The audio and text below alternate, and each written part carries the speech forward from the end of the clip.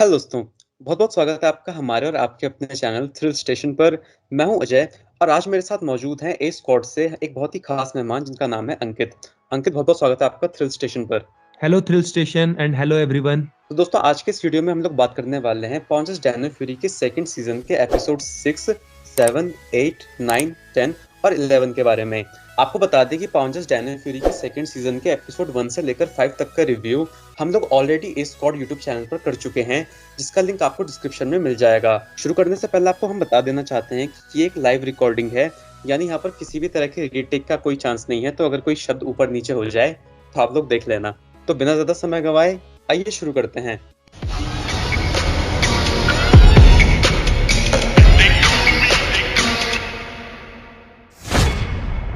तो सबसे पहले हम लोग बात करने वाले हैं पॉन्जस डैनियल फ्यूरी के 6th एपिसोड के बारे में, जिसका नाम था जैम सेशन। इस एपिसोड के अंदर हमने देखा कि सेंटोरा के अंदर इंसानों से बदला लेने की जो डिजायर है वो और भी ज्यादा बढ़ती जा रही है, और हार्वी के डैड अभी भी उसकी म्यूजिकल एंथुजियाज्म को लेकर परेशान हैं। तो आइए जानते हैं अंकित से कि वो इस एपिसोड के बारे में क्या कहना चाहते हैं। तो ये एपिसोड बहुत ही कमाल का था, जहां हमें देखने को मिली एक और कमाल की डायनो फ्यूरी की।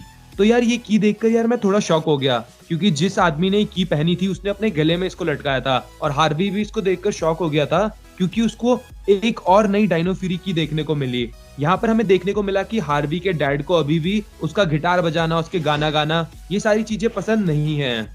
और इसी के साथ हमने देखा कि अब एक हमें नया जॉर्ड भी देखने को मिलेगा, क्योंकि ज़ोलॉन बताती है कि जो हार्वी ने की बताई है उस की मदद से वो एक नए जॉर्ड को भी समन कर सकते हैं।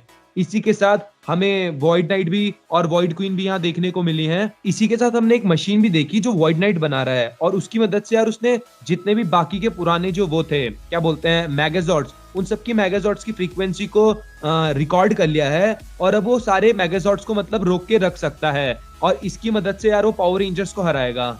ये चीज मतलब पहले भी हो चुकी है, जैसे बहुत सारे पुराने पावर रेंजर्स शोज में भी ऐसा दिखाया गया है कि जो हमारे विलन्स हैं वो पावर रेंजर्स की टेक्नोलॉजी को कॉपी कर लेते हैं, मतलब मैगाजॉर्ड वाली टेक्नोलॉजी को। जैसा कि मेरे ख्याल से ऑपरेशन ओवरड्राइव में हमने इस चीज को नोटिस किया था कि हमारे पावर रेंजर्स की जो वो होते हैं मैगाजॉर्ड, उनकी पावर्स को रोकने के लिए एक नया मैगाजॉर्ड बनाया गया था वहां पर। और इसी के साथ हमने ऐसा और भी पावर रेंजर्स शोज में देखा है। मुझे याद आ रहा है ऐसा ही कुछ पावर रेंजर्स निंजा स्टॉर्म में भी हुआ था, जब जर्गेन ने पावर रेंजर्स के मेगाजॉर्ड्स को काफी हद तक कॉपी कर लिया था।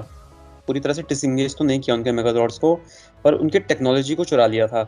हाँ, और इसी के साथ शायद हमने निंजा स्टील में भी एक ऐसा मूवमेंट देखा है जब हमारे निंजा स्टील रेंजर्स के मैगाजॉर्ड्स को भी बहुत मतलब वो हरा नहीं पा रहे थे अपने मैगाजॉर्ड की मदद से, और उसके बाद शायद उन्होंने एक अल्ट्राजॉर्ड बनाया था।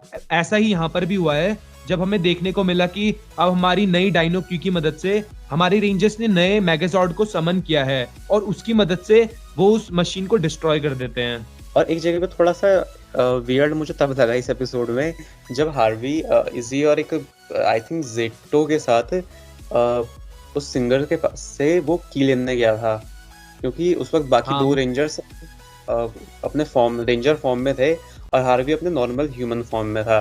तो ये चीज़ में थोड़ी वियर्ड लगी कि तुम शहर के अंदर पावर रेंजर्स के साथ घूम रहे ब्लैक जैकेट पहन के, और किसी को शक ना हो कि तुम ब्लैक रेंजर हो। और इसी के साथ एक और वियर्ड चीज मुझे इसी मोमेंट पे ये लगी थी कि जो हमारे मतलब बाकी ऑडियंस थी, मतलब जो लोग वहां पर थे, वो सब पावर रेंजर का ना ऑटोग्राफ लेने आ रहे थे ना सेल्फी लेने। जैसे कि पुराने एपिसोड में हमने ऐसी चीजें देखी हैं कि लोग पावर रेंजर्स की तरफ ज्यादा अट्रैक्ट होते हैं, उनसे ऑटोग्राफ लेने जाते हैं, उनके साथ सेल्फी वगैरह खींचते हैं, लेकिन यहाँ पर ऐसा कुछ भी हमें देखने को नहीं मिला। ऐसा हो सकता है कि अब लोग बहुत ज्यादा आदत डाल चुके हैं पावर रेंजर्स को देखने की, क्योंकि काफी समय से पावर रेंजर यूनिवर्स के अंदर एग्जिस्ट करते हैं। तो अब शायद आम बात हो गई होगी पावर रेंजर्स को सड़कों पे घूमते देखना। हाँ चलो, ये बात तो आपकी सही है, लेकिन इसी के साथ हार्विन ने इस बार फिर से अपने डैड को नाराज किया। वो उनके सेरेमनी में नहीं जा पाया, और उसके डैड को पता चलता है कि हार्वी एक कंसर्ट कर रहा है, और यार उसके डैड फिर से नाराज हो चुके थे यहाँ पर। पर एपिसोड खत्म होते होते वो मान गए थे, जब एमेलिया की बॉस जेन ने भी उन्हें समझाया, तो काफी अप्रिशिएट भी किया उन्होंने हार्वी के टैलेंट को। तो हाँ, चीजें ये मेरे ख्याल चीज से मतलब अब हार्वी के डैड उधर। समझने लग गए हैं कि म्यूजिक में भी मतलब हार्वी करियर बना सकता है, और उसके डैड ने भी मतलब अब थोड़ा बहुत उसकी तरफ ध्यान देना शुरू कर दिया है इस एपिसोड के बाद। चलिए अब बात करते हैं एपिसोड 7 के बारे में, जिसका नाम था न्यू लीफ। इस एपिसोड के अंदर एक मॉन्स्टर आया और उसने बहुत सारे लोगों को एक पेड़ बना दिया। तो अंकित, इस एपिसोड के बारे में आप क्या कहना चाहेंगे? जैसा कि मैंने पिछले एपिसोड के बारे में बताया कि वहां पर भी पुराने पावर रेंजर से कंसेप्ट चुराया गया था, यहाँ पर भी ऐसी चीज हमने पहले भी देखी है। चाहे बात करें पावर रेंजर डायनो चार्ज की, वहां पर भी हमने देखा था कि पानी को कंटेमिनेट करने के बाद हमारे रेंजर्स के ऊपर विलन्स भारी पड़ रहे थे। वहां पर आपको अगर याद होगा तो हमारा ग्रीन रेंजर वो एक रेस मैराथन में पार्टिसिपेट करता है, और वहां पर जो विलन होता है वो ना पानी की मदद से लोगों की मेमोरी इरेज कर रहा होता है। और यहाँ पर भी हमें कुछ ऐसा ही देखने को मिला कि जो हमारा विलन है वो पानी में अपना पॉइजन मिलाता है, और उसकी मदद से सारे जो लोग होते हैं या फिर रेंजर्स होते हैं या कोई भी होगा वो सब ट्रीज बनने लगते हैं। क्या आपने इस चीज पे ध्यान दिया था? मुझे ऐसा लग तो रहा था कि काफी कुछ चीजें हैं जो पहले भी हमने देखी हैं, पर मैं कनेक्ट नहीं कर पा रहा था कि हाँ ऐसा कुछ देखा है, लेकिन कहाँ देखा है वो मुझे याद नहीं आ रहा था। तो अभी आपने बताया डायनो चार्ज के बारे में, तो मुझे याद है कि हाँ ऐसा कुछ हुआ था वहां पर भी। और इसी के साथ ये वाला एपिसोड भी थोड़ा बहुत ऑली पर फोकस करता है। जैसा कि हमें देखने को मिला, शुरू से ही हम ये चीज नोटिस कर रहे हैं कि ऑली जो है वो यार अपने आप को थोड़ा मतलब सुपीरियर समझता है नॉलेज के बारे में है, थोड़ा उसे ओवर कॉन्फिडेंस हो गया है। हाँ, और उसके टीचर भी उसको ये समझाते हैं कि तुम अकेले, पता है कि तुम्हारे दोस्त तुम्हारे साथ प्रोजेक्ट क्यों नहीं करते थे, तो वो सोचता है कि मैं सबसे अच्छा था, इस वजह से मेरे दोस्त मेरे को अवॉइड करते थे और मेरे को मौका मिलता था कि मैं टीचर के साथ अपना वो कर सकूं एक्सपेरिमेंट। लेकिन उसके फ्रेंड्स जो थे वो इसलिए अवॉइड करते थे उसे, क्योंकि यार वो अपने आप को ओवर स्मार्ट समझता था। और ये चीज हमें इस बार भी देखने को मिली, कैसे वो अमीलिया के ब्रेसलेट को मतलब अवॉइड करता है और बोलता है कि ये चीज अच्छी नहीं है, मतलब ये जो तुम बता रही हो उसके पीछे कोई लॉजिक नहीं है। पर अल्टीमेटली वो ब्रेसलेट ही उसका काम बना देता है।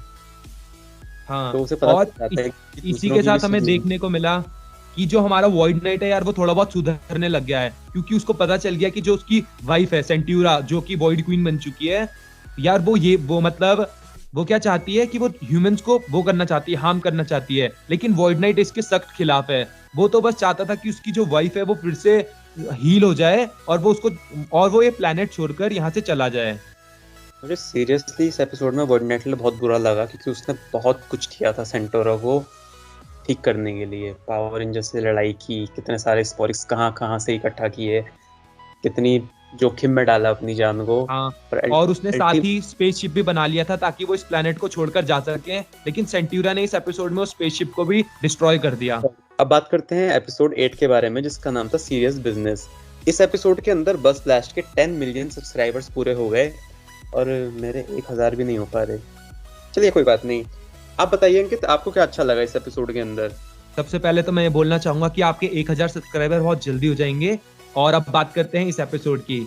तो यहाँ पर हमें जैसे शुरुआत में दिखाया गया कि हमारा जो बस ब्लास्ट है, वहाँ मतलब हमारी जो जेन है वो बहुत ही ज्यादा खुश है कि बस ब्लास्ट के 10 मिलियन सब्सक्राइबर्स होने वाले हैं। लेकिन ये सब्सक्राइबर मार्क छूने से पहले उनका जो पूरा बस ब्लास्ट है वो हैक हो जाता है, और हमें पता चलता है कि जो हैकर है वो डिमांड कर रहा है कि हैकर को अपना एक शो चाहिए इस बस ब्लास्ट में, ताकि, और हमें ये भी पता चलता है कि वो हैकर एक कॉमेडियन है। और इसके बाद यार बस ब्लास्ट में हंगामा मच जाता है, क्योंकि इतनी कड़ी सिक्योरिटी के बावजूद किसी ने उनके बस ब्लास्ट के पूरे चैनल को हैक कर लिया था। काफी इंटेलिजेंट हो गए आजकल के बच्चे, है ना, टेक्नोलॉजी की वजह। हाँ, टेक्नोलॉजी की अगर बात आई है तो फिर हमने वॉइड नाइट को भी शो मतलब इस एपिसोड में देखा था, और जहां हमें देखने को मिला कि वॉइड नाइट भी यार टेक्नोलॉजी के मामले में बहुत ज्यादा एडवांस है। हमने उसका छोटा सा ड्रोन देखा और किस तरह वो रेंजर्स पर निगरानी रख रहा था। ये चीज भी देखकर मुझे अच्छा लगा कि वॉइड नाइट अगर अपने आर्मर में नहीं है, उसके बावजूद भी उसके पास बहुत सारी ऐसी चीजें हैं जिसकी मदद से यार वो रेंजर्स के ऊपर ध्यान रखता है कि रेंजर्स क्या कर रहे हैं, उनका प्लान क्या है, ये सारी चीजों से पता है। इसके अलावा एपिसोड के 15वें मिनट में एक इतना सेक्सी शॉट था, ध्यान दिया आपने, जब एमिलिया किसी मॉन्स्टर से लड़ रही होती है और कैमरा 360 डिग्री रोटेट करता है। हाँ, इसी चीज पर तो मैं मतलब बोलना चाहूंगा कि जो पावर रेंजर्स के अब क्रिएटर्स हैं, जो न्यू क्रिएटर्स, वो इस चीज पे बहुत ज्यादा ध्यान दे रहे हैं। एंगल मूवमेंट, मतलब जो कैमरा शॉट्स वगैरह चीजें हैं, ये सारी चीजें बहुत ही एपिक लेवल की हो रही हैं, जो कि अभी तक हमें पावर रेंजर्स की सीरीज में देखने को नहीं मिली थी। मतलब इसी के साथ मैंने एक और चीज नोटिस करी, जब हमारे जीन की फनी क्लिप चलनी शुरू हो जाती है, जब जेन बहुत फनी क्लिप चला देती है, तो वहां पर जेन बोलती है कि ये मेरी सिस्टर है, ट्विन सिस्टर, जो कि न्यूजीलैंड में रहती है। और ये रेफरेंस था कि यार जो शो है वो न्यूजीलैंड में ही शूट हो रहा है। वैसे आपने ध्यान दिया कि पावर रेंजर यूनिवर्स के अंदर ऐसा पहली बार नहीं हुआ है कि कोई मारा नाम की कैरेक्टर है जो पहले बुरी थी हाँ हाँ, और अब निंजा बाद में निंजा स्टॉर्म याद में है थी याद है याद मारा। है एग्जैक्टली। हाँ, मारा का कैरेक्टर मतलब, और उसके बाद भी वो हमें देखने को मिली थी पावर रेंजर डाइनो थंडर में, जब डाइनो थंडर और निंजा स्टॉर्म का क्रॉसओवर हुआ था, वहां पर भी वो मतलब बहुत ही कमाल की थी। इसी के साथ डाइनो थंडर में तो उसका एक और किरदार भी था, जहां पर वो एक हाँ न्यूज क्या रिपोर्टर बनी हुई थी। जी। और उसका जब मतलब एक ये वाला एपिसोड खत्म होता है क्रॉसओवर वाला, तो वो अपनी हमशक्ल से मिलती भी है, और वो चीज मतलब मेरे को अच्छी लगती है। वो अपने आप को ही देखकर बोलती है कि ये लड़की तो बहुत सुंदर है, लेकिन मैं इससे भी ज्यादा सुंदर हूँ। वो चीज बहुत ही फनी थी। चलिए अब बात करते हैं 9th एपिसोड के बारे में जिसका नाम था दी हंट। इसके अंदर एमिलिया को फाइनली एक असली घोस्ट स्टोरी पर काम करने का मौका मिल गया। तो आप बताइए अंकित, क्या कहना चाहेंगे आप इस एपिसोड के बारे में? एमिलिया तो ये सुनकर बहुत ज्यादा एक्साइटेड हो गई थी कि अब वो एक गोस्ट स्टोरी पर इन्वेस्टिगेशन करेगी। और ऑली भी, यहाँ हमें देखने को मिला कि ऑली है वो एमिलिया की मदद के लिए तैयार हो जाता है। और ये सब ये देखने के बाद यार सारे के सारे जो वहां पर रेंजर्स थे वो सब शॉक हो जाते हैं, क्योंकि हमें पता है ऑली है हमारा जो, वो इन चीजों पर बिलीव नहीं करता। उसको लगता है कि जो चीज है वो सिर्फ साइंस है, और वो इन चीजों पर बिलीव नहीं करता। लेकिन इसके बावजूद वो एमिलिया की मदद करने के लिए निकल पड़ता है। और एक और चीज मुझे काफी अच्छी लगी इस एपिसोड के अंदर कि ये एपिसोड ये बताने की कोशिश करता है कि वक्त गुजरता है, हालात बदलते हैं और हालात के साथ इंसान भी बदल जाता है। जो ऑली एक समय पर एमिलिया का मजाक उड़ाता था जब वो भूतों के बारे में बात करती थी, वो आज एमिलिया की मदद कर रहा था भूतों पर इन्वेस्टिगेशन करने में। जो हार्वी के डैड हार्वी का म्यूजिक पसंद नहीं करते थे, वो उसके सबसे बड़े फैन बन चुके हैं। तो ये सब चीजें जब हार्वी एपिसोड के अंदर बताता है तो मुझे वो काफी अच्छा लगा सुन के कि हाँ, काफी रियलिस्टिक और बात इसी हार्वी। के साथ हमें पता चलता है कि जो हमारा वॉइड नाइट है वो भी चेंज हुआ है। इस एपिसोड का मकसद ही ये था कि वो बताना चाहते हैं कि लोग बदल सकते हैं। इसके अलावा हमें जेटो का नया डायनो नाइट आर्मर भी देखने को मिला, जो कि वॉइड नाइट के मॉर्फर से बना था। और ये चीज हाँ देखकर काफी मजा आया। पर यह है कि मैं बहुत ज्यादा शॉक्ड नहीं था इस चीज को देखकर, क्योंकि मेरे लिए ये चीज एक तरह से स्पॉइल हो चुकी थी। क्योंकि हमारे एक दोस्त हैं रेक्स यादव, उन्होंने काफी टाइम पहले, याद है आपको, हमें बता दिया था कि वॉइड नाइट के आर्मर से जेटो का वो डायनो नाइट आर्मर बनेगा। हाँ, ये चीज हम दोनों को रेक्स ने बहुत पहले बता दी थी कि ऐसा हो सकता है, क्योंकि कॉमिक्स वो बहुत ज्यादा फॉलो करता है कॉमिक्स वगैरह को और इन सारी चीजों को, तो उसको इस चीज के बारे में पता चल गया था। और यहाँ पर हमें देखने को मिलता है कि वॉइड नाइट ने अपने फॉल्ट को एडमिट किया। वो बोलता है कि वो सिर्फ अपनी वाइफ को जिंदा करना चाहता था, लेकिन अब वो एक मॉन्स्टर बन चुकी है, क्योंकि उसने स्पोरेक्स की ताकत को ज्यादा एब्जॉर्ब कर लिया है और वो करप्ट हो चुकी है इससे। अब आने वाले टाइम में वैसे मेन विलन वॉइड क्वीन ही रहेगी ना? हाँ, मेरे ख्याल से जो वॉइड किंग है शायद वो फिर से ठीक हो जाए, ऐसा हमें फ्यूचर में देखने को मिल सकता है। और अभी तो वाली थ्योरी भी थोड़ी बहुत गलत होती हुई दिख रही है कि अमीलिया उन दोनों की बेटी है। तो मतलब क्या बहुत फ्यूचर में कुछ बहुत रेफरेंस की पुरानी मदद बात से सही हो जाए। वो तो बहुत पुरानी बात हो चुकी है। लेकिन अभी भी कुछ ऐसी चीजें हैं, क्योंकि देखो वॉइड नाइट को, और वॉइड नाइट ऐसा हुआ था कि ऐसा हो सकता है कि वॉइड नाइट मतलब जो हमारा डेरेक है ना उसका नाम, डेरेक। उसने क्या पता एमिलिया को बचपन से कभी देखा ही ना हो। वो और सेंट्यूरा क्या पता बहुत पहले ही, मतलब उन्होंने जब उसको जन्म दिया और उसके बाद उन्होंने उसको कभी देखा ही ना हो, ना ही अमीलिया ने उनको कभी देखा होगा। इस वजह से शायद वो एक दूसरे को पहचान ना पाए, ऐसा हो सकता है। ये भी हो सकता है कि एक सीन में वॉर्ड नाइट की जो सेंटोरा होती है वो वॉर्ड नाइट को बोलती है कि तुम्हें याद है कि इंसानों ने हमारे साथ क्या किया था। तो हो सकता है जब वो इंसानों ने कुछ ऐसा किया हो जिसकी वजह से उनके बच्चे उनसे छिन गए हों और उनके बच्चे में ही एमेलिया कोई जिक्र आता हो, इस तरह से भी कुछ दिखा सकते हैं वैसे आने वाले टाइम में। हाँ, आगे ऐसी कुछ स्टोरी बन सकती है। तो इस एपिसोड में बस हमने दो चीजें सीखी कि घोस्ट एग्जिस्ट नहीं करते और लोग बदलते हैं। चलिए बात करते हैं 10th एपिसोड के बारे में जिसका नाम था लूजर्स वीपर्स, यानी कि जो खोता है वो रोता है। तो बताइए अंकित, क्या अच्छा लगा आपको इस एपिसोड के बारे में? शुरू में हमें देखने को मिला कि जो हमारी ग्रीन रेंजर और हमारा गोल्ड रेंजर है वो एक साइकिलिंग में निकले होते हैं। वो साइकिलिंग कर रहे होते हैं, इसके बाद गलती से जो हमारी ग्रीन रेंजर इजी होती है वो गिर जाती है। और इसके बाद वो पहुंचते हैं एक ऐसी पुरानी कार के सामने जिसपे बहुत सारी चीजें पड़ी हुई थी और उनको एक बॉक्स मिलता है। तो फिर वहां पर इजी शुरू में बोलती है कि जो जिसको पहले मिला उसका हो गया, ये फाइंडर्स कीपर वाली बात करती है वो। और इसके बाद आयोन बोलता है नहीं हम बंटवारा करेंगे, लेकिन इजी अपनी बात पर अड़ी रहती है और उसके अंदर से एक नेकलेस निकलता है और उसको इजी देखकर वो हो जाती है उसको पसंद नहीं आता वो नेकलेस और वो फेंक देती है। इसके बाद एक और बॉक्स मिलता है, वो मिलता है आयोन को, और आयोन उस बॉक्स को खोलता है और उस ब्रीफकेस के अंदर उसको मिलते हैं बहुत सारे पैसे। और इसके बाद वो इजी बोलती है कि चलो इसको बांट लेते हैं, लेकिन आयोन मना कर देता है क्योंकि इजी नहीं थोड़ी देर पहले बोला था कि जिसको पहले मिलेगा उसी का होगा। और ये चीज देखने के बाद यार इजी तो गुस्सा हो जाती है, लेकिन जो नेकलेस इजी ने फेंका था वो कोई नॉर्मल नेकलेस नहीं था, उसको म्यूकस उठाती है और उसको पहन लेती है। और इसके बाद हमें पता चलता है कि वो ग्रो कॉलर है, जिसकी मदद से कोई भी अपने आप को बहुत बड़े साइज में कन्वर्ट कर सकता है। और इसी टाइम हमने पहली बार म्यूकस को भी एक जाइंट मॉन्स्टर में ट्रांसफॉर्म होते हुए देखा था। म्यूकस वैसे खुद ट्रांसफॉर्म नहीं हो सकती ना, मतलब उसमें एबिलिटी नहीं है। हाँ, क्योंकि इससे पहले भी हमें कभी शो में ऐसा दिखाई नहीं गया कि म्यूकस मतलब अपने आप को एक जाइंट मॉन्स्टर में ट्रांसफॉर्म कर सके। इसी के साथ मुझे तो ऐसा लगता है कि म्यूकस को मारा भी नहीं जा सकता, क्योंकि जितनी भी बार उसको मारा गया है वो अपने आप को स्लाइम में कन्वर्ट कर लेती थी। मैं वैसे उसे मरते हुए देखना नहीं चाहूंगा। हाँ, म्यूकस का जो वॉइस ओवर कैरेक्टर, वो भी आर्टिस्ट है, वॉइस ओवर आर्टिस्ट, वो बहुत ही कमाल का है। उसने मतलब शो में एक अलग ही जान डाल दी है, और वो कैरेक्टर्स यार बहुत लोगों को पसंद है म्यूकस का।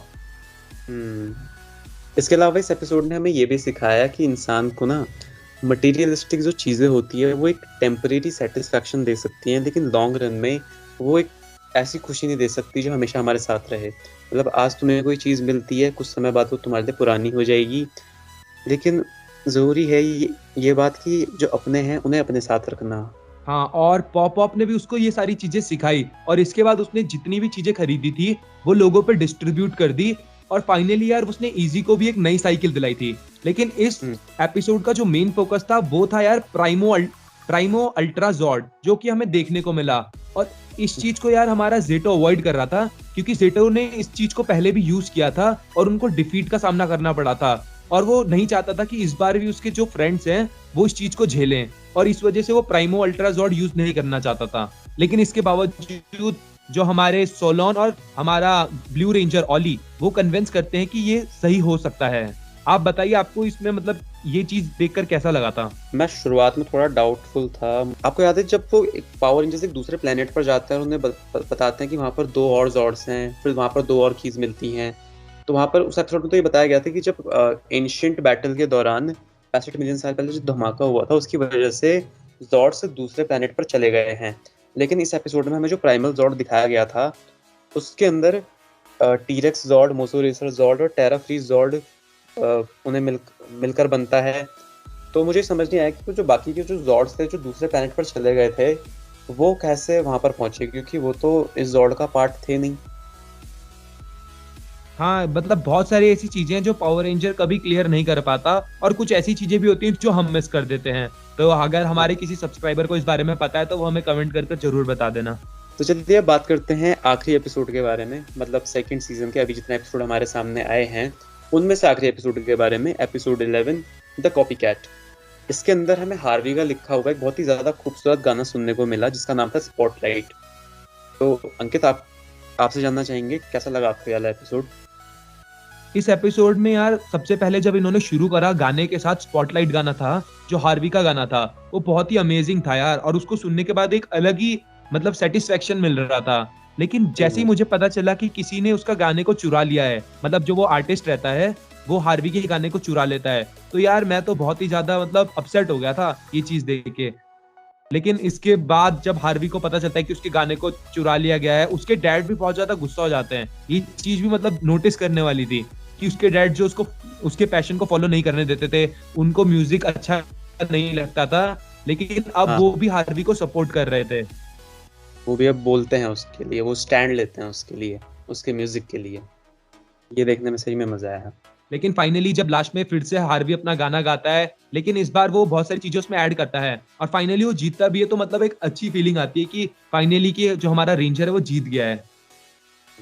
मेरे ख्याल से ये चीज देखकर बहुत सेटिस्फेक्शन फील हुआ कि हार्वी ने मतलब नामुमकिन सी लगने वाली चीज कर दिखाई। उसने कोई नया गाना नहीं लिखा, उसे अपने गाने पे भरोसा था और उसे पता था कि वो गाना उसने लिखा है, उस गाने को उसकी पकड़ है, वो उसे जैसे चाहे वैसे प्रेजेंट कर सकता है। तो वो उसने किया और कितनी खूबसूरती से किया, ये तो हम सब ने देखा। तो मेरे ख्याल से जो हुनर और मेहनत होती है वो हमेशा किस्मत पर भारी पड़ती है, यही इस एपिसोड के थ्रू हमें बताने की कोशिश की गई है। हाँ, आप सही बोल रहे हो और अपने ओरिजिनल कंटेंट पर ही हमें मतलब वो करना चाहिए। दूसरों से कॉपी मत करो, थोड़ी इंस्पिरेशन ले लो, वो चीज़ सही है। लेकिन अगर तुम जी। पूरा कॉपी करके उस चीज़ को डाल दोगे तो फिर ये तुम्हारे लिए भी सही नहीं होगा और जिसने इस पे मेहनत करी है उसको भी अच्छा नहीं लगेगा। जैसे लेकिन इस एपिसोड का नाम था कॉपी कैट, तो म्यूकस ने जी। भी इस आइडिया को कुछ चुराया और उसने मतलब वॉइड क्वीन को बताया कि हम भी कुछ ऐसा करते हैं कि रेंजर्स की टेक्नोलॉजी को चुरा लेते हैं या उनके वेपन को या उनके जॉर्ड को, उनको कॉपी कर कर हम उन पर अटैक करेंगे। और इसके बाद हमें दिखाया जाता है कि वॉइड किंग आता है और वो अटैक करता है हमारे रेंजर्स पर और वो यूज करता है हमारे रेड रेंजर की पावर को जो कि उसको मिलती थी उसके बैटलाइजर्स के साथ और वो उस पर भारी भी पड़ता है। तो बहुत सारे एलिमेंट्स थे इसके अंदर जिसकी वजह से ये नाम जस्टिफाई होता है कॉपी कैट। तो अंकित मेरे ख्याल से अभी के लिए इतना ही रखते हैं, अभी और भी एपिसोड्स आने वाले हैं, उनके बारे में भी बात करेंगे, हाँ है ना। ठीक है दोस्तों, इस वीडियो में फिलहाल इतना ही। इस वीडियो पर आने और यहाँ तक बने रहने के लिए आप सभी का बहुत बहुत शुक्रिया। उम्मीद है आपको ये पॉडकास्ट कम रिव्यू पसंद आया होगा। अगर पसंद आया है तो इस वीडियो को लाइक करें, अपने दोस्तों के साथ शेयर करें। अंकित के चैनल और हम दोनों के सोशल मीडिया हैंडल्स के लिंक आपको डिस्क्रिप्शन में मिल जाएंगे। पावर जेन्युइन फ्यूरी के सेकंड पार्ट के बाकी के एपिसोड्स कब आएंगे, कैसे आएंगे, इसके बारे में हमें जब भी कोई इन्फॉर्मेशन मिलेगी हम आपको बता देंगे। और अगर आपको इन्फॉर्मेशन मिल जाए तो आप हमें बता देना। आपसे जल्दी मिलेंगे फ्रेंड्स एक नई वीडियो के साथ, तब तक अपना ख्याल रखिए। Thanks for watching.